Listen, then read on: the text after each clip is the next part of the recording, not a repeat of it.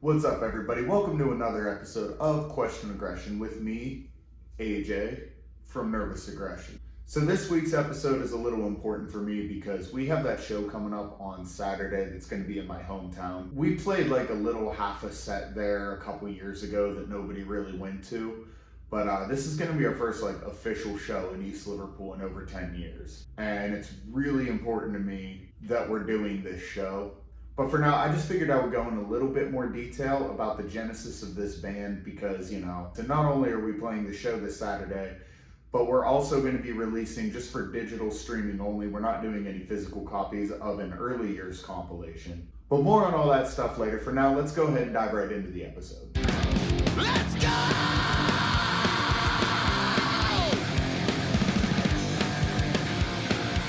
Alright, so as I've said like time and time again, since I was a little kid, all I've ever wanted was to be in a band.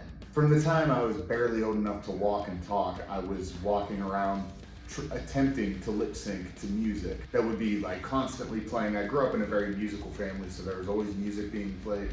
And I would walk around the house like attempting to lip sync, pretending I had a microphone and stuff. Like, it was that ingrained in who I was. I know a lot of people my age and even quite a bit younger than me that have no idea what to do with their lives. And I can only imagine how tough that must be to kind of feel like you don't really know which way you're going with your life. And I was very, very lucky for, from day one, I knew exactly what I wanted to do with my life. Now, that thing I want to do isn't like the smartest or most, it's not exactly the most financially wise direction to take your life, but in a lot of other ways, I truly do feel rich. I feel rich in my soul. That's what matters.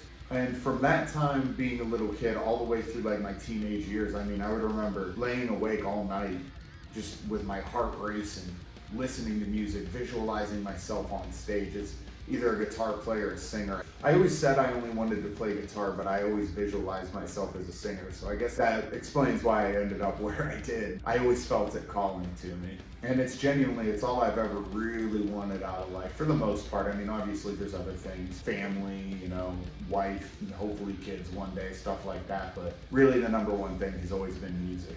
And I think I've done myself justice by prioritizing that my whole life. I think I've ended up okay. So right around 15, like I've said in other episodes before, my brother and I would like jam here and there. We would have like fake bands on MySpace and shit like that. But right around 15 is when he and I started jamming with friends. And we had a couple friends in and out before we ended up landing on my friend Theo. And I remember at first I didn't think he liked me. Like, I always thought him and like my friend Ray and John was like, I thought they were the coolest dudes ever because they had like their own little YouTube series of them doing like their own kind of Jackass stunts and stuff. And back then I was fucking obsessed with Jackass, like I said like an episode or two ago. I always loved Jackass and they were like doing their own version of it. And I thought they were like the coolest kids in town. And that's just kind of how I always used to be. I was always like really self-conscious. I still have my moments, but I'm not as bad as I was. I used to think like everybody fucking hated me. But I remember one day there was like these horrible windstorms and like the whole town's power got cut out. And then Theo called my house on a landline, like he used a phone book and stuff. I know this is probably like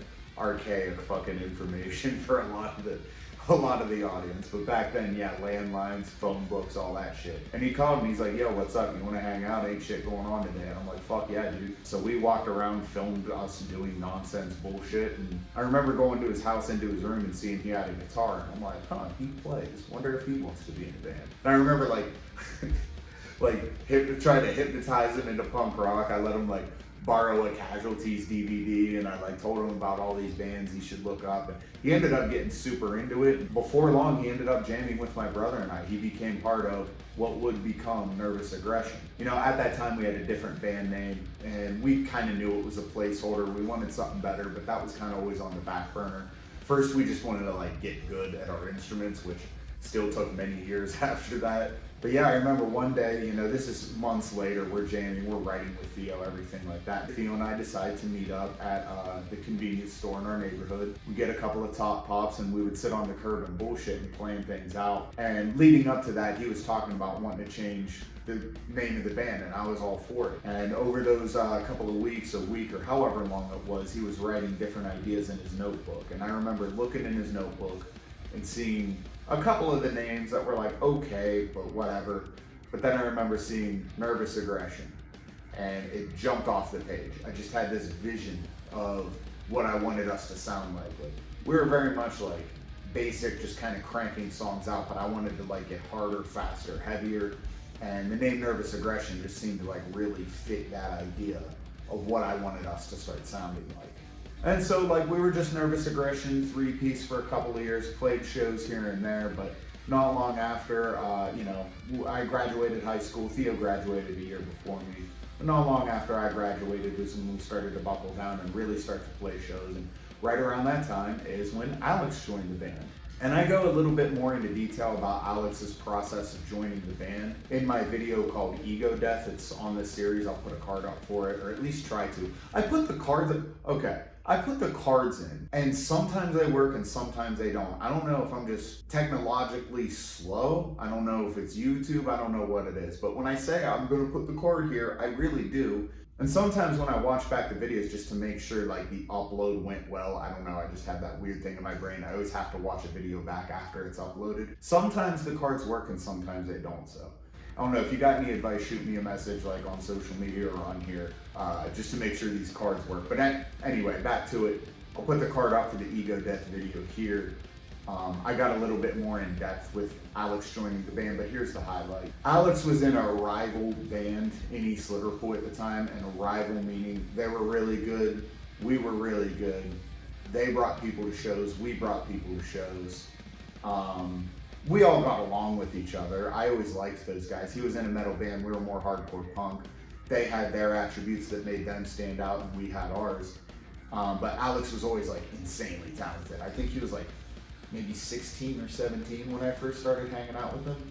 And even then, he was better than most 30-plus-year-olds I know now. He's just one of those really gifted guys. So when he came in and sat in at one of our practices and he knew we were looking for a bassist, he ended up picking up the bass and learning our entire set within like shorter time than it takes to play our entire set. It was really impressive. And for a long time after that, Alex was our bassist. And through all that process of, having Alex and Theo, that's when we started to go out of town more and more. Instead of just those little West Virginia shows, Ohio Valley shows, we started branching out to like Youngstown area, a lot of Akron shows. Once in a while we'd play something like Pittsburgh or something like that. And through that process is where we met now our new returning bassist, Austin. He used to be in a band called Big Ginge and the Nobodies with my buddy Scotty. I referenced him before in like the touring videos. He went out on one of the weekenders with us. And Austin was always one of these dudes that just played his bass with this just certain kind of attack not everybody plays with, and between that and him just being an absolute fucking madman on stage, throwing the bass down, jumping in the pit, all this crazy shit, I was like, damn dude, he'd be really good to have on bass one day. And sure enough, Theo got to a point to where he just didn't really want to do it anymore. He wanted to start his own band. Unfortunately, he never did. He was such a talented fucking guy. I just feel so robbed knowing that he left this earth like way too early. He was such a sweet, just talented person. You always think you have time to do things. I guess just take that as a lesson. If there's something you want to do, don't hesitate. Just start doing it. I mean, look at me with these YouTube videos. I don't even think they're very good, but they're getting slowly but surely, they're getting better, and I enjoy making them. So I'm not going to just sit around and wait for me to one day be magically good. I just dove right in. So if you're watching this and you want to start a band, or you want to start a YouTube channel, or you want to start a zine, whatever it is you want to do, start now. You never know when things are going to be all over for you. But with that said, it was the pretty obvious move to have Alex move over to guitar. And luckily, Austin really wanted to join Nervous Aggression for a long time, so we happily brought him aboard. And then not too long after that, Alex wanted to leave East Liverpool, like we all do around that age, and he had an opportunity to get out, move up to the Kent area, and he did for a little while. And when he did that, Austin and Kyle were hanging out all the time. Hell, Kyle used to just come and hang out at our practices. So Kyle joined. Then you get Kyle being on guitar for a while. That's kind of our Road Dogs era.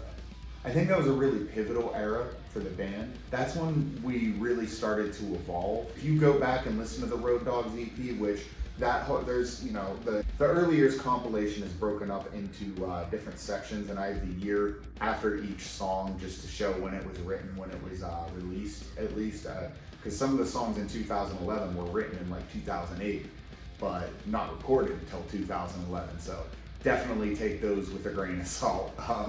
I'll get more into that later, but the Road Dogs era was the first time I really saw us evolving musically, when I really saw us start to take things more seriously as a band. And that was when Austin and Kyle were in the band. That was when we did our first tour.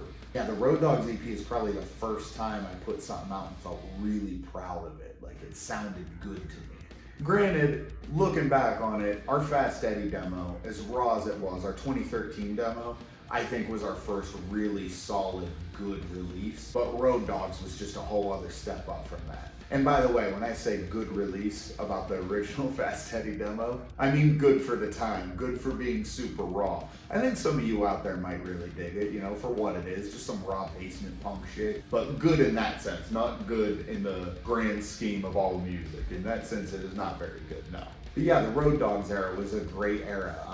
We had a lot of fun. That's when we started to really make a point of hitting the road and getting out of town. That's when we started playing, you know, Columbus, Cincinnati, things like that more often. Just getting further and further out of our comfort zone. As a matter of fact, I believe all the way back then, either 2014 or early 2015 was the first time we played Atlanta.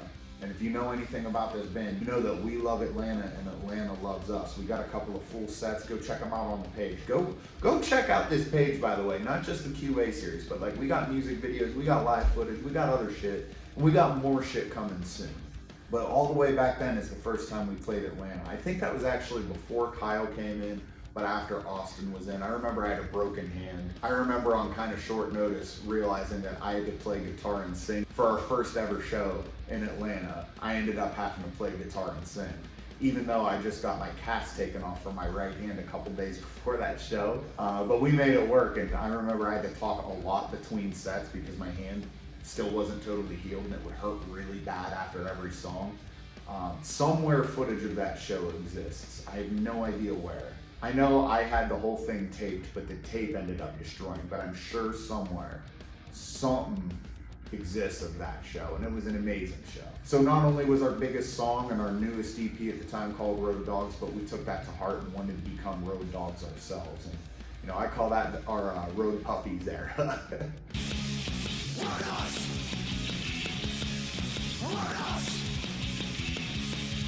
But yeah, we started getting things going. Things started to feel a little more real. I moved down to East End in East Liverpool, which if you know, you know. If you don't, you won't.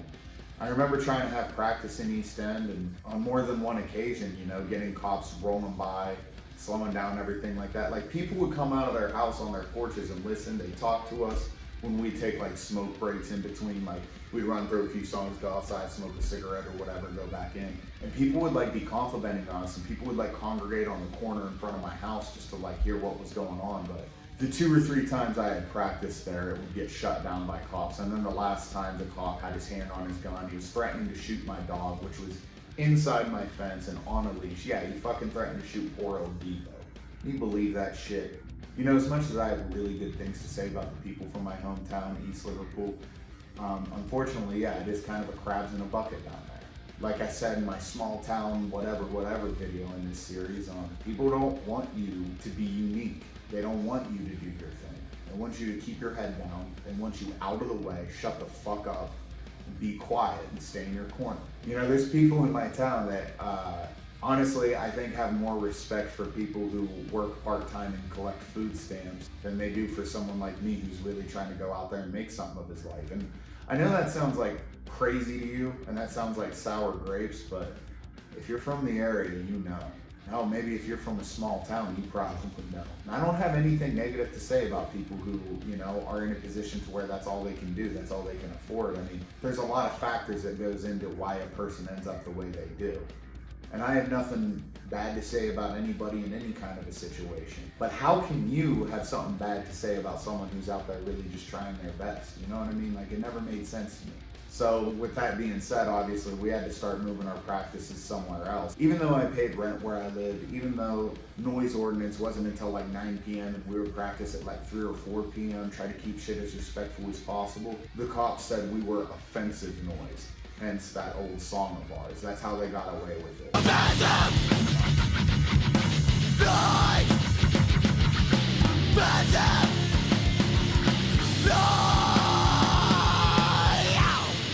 I had people selling crack to motherfuckers in front of the playground right by my house. You had people with crazy sound systems rolling down the street, in their room, shaking the whole block.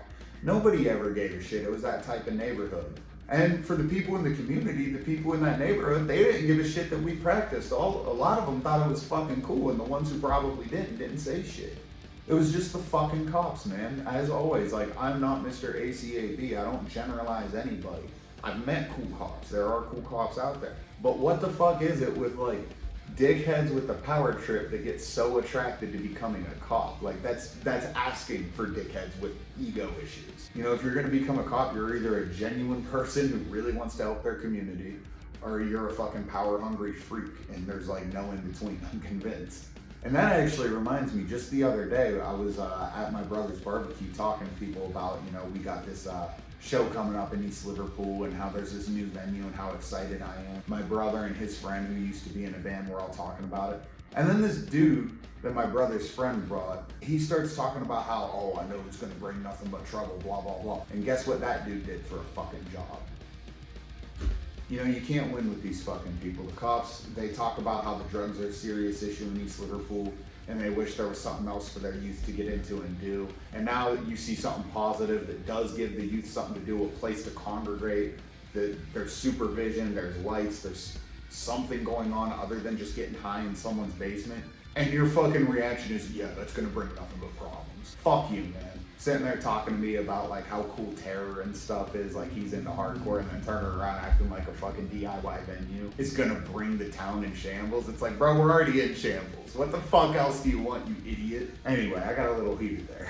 Okay, so yeah, the Atlanta show, and then we came back. So yeah, we come back, circling back to where I was before I went off on that tangent, you know. We were playing out some more. Austin ended up wanting to like settle down and get his life figured out, which was a good time for it. I mean, he was, I think, like early 20s at that time. He wanted to get set up for a future. He was getting really serious with his girlfriend at the time, now fiance. They've been together for over 10 years. They live together now. She's a wonderful person. But now that he's kind of like settled in, he's got things figured out, he's ready to get back out there. But at that time, he had to leave and get his own shit situated, which, you know, just like Kyle, I had no problem with it. So that brought Alex back in, and then Alex ended up coming back in and playing guitar. Kyle ended up leaving. We ended up getting my homie Billy in on bass. I fucking love and miss that dude so much. He was there for the beginning of when we really started to like make touring a priority. Like at least once a year we're gonna go on a bigger tour, blah, blah, blah. You know, so Billy was a huge, crucial part in that era with Nervous Aggression. That's when we dropped This Is Ragecore. And for me, that's the first EP where you really start to hear kind of the crumbs of what we became today. Actually, scratch that, because Parasite, the original recording of Parasite, is on the Road Dogs EP.